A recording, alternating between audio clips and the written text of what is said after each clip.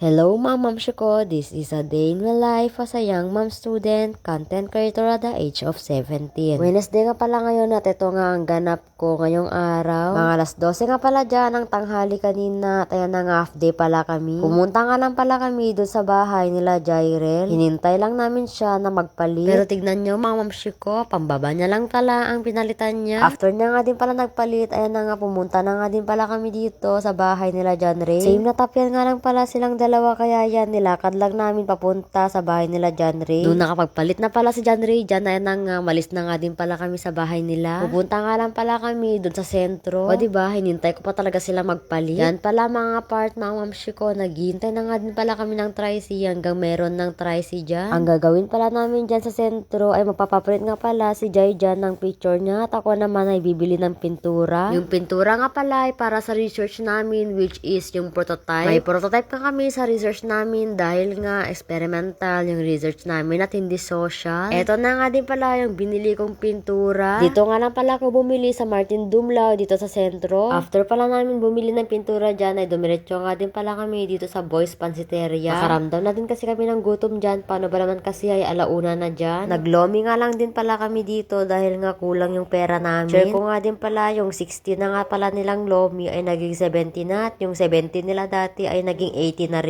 Pasensya na din pala yung background ko Ma'am Shuko dahil nga sobrang ingay. After ng pagka ng pansit, ayun no.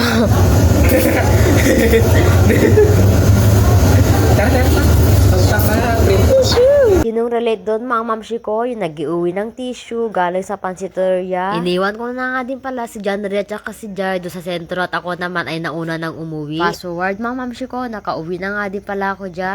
Pagkauwi ko nga din pala dyan na nga naglinis na nga din pala ako sa kwarto namin ng josawa ko. Eto na nga din pala yung palagi kong magiging routine galing sa school. Kung napapansin nyo nga din pala yung puti doon sa kwarto namin is yun nga yung prototype namin. Hindi pa nga yun tapos Ma'am Shuko dahil nga tatakpan pa namin yun ng karton at pipinturan pa namin. After ko nga din pala naglinis dyan, ito na nga, nagmeryenda na nga din pala ako. Wala nga din palang tinda yung kapitbahay namin, kaya nga ito, pumunta ako sa medyo malayo na medyo malapit. Bumili na nga lang pala ako dyan ng siomay at saka RC. At hanggang dito na nga lang pala yung video ko Ma'am Shuko. Maraming salamat nga pala sa mga suporta nyo. Sana hindi kayo magsawa na manood at sumuporta sa mga video ko. Thank you for watching Ma'am Shuko. Goodbye!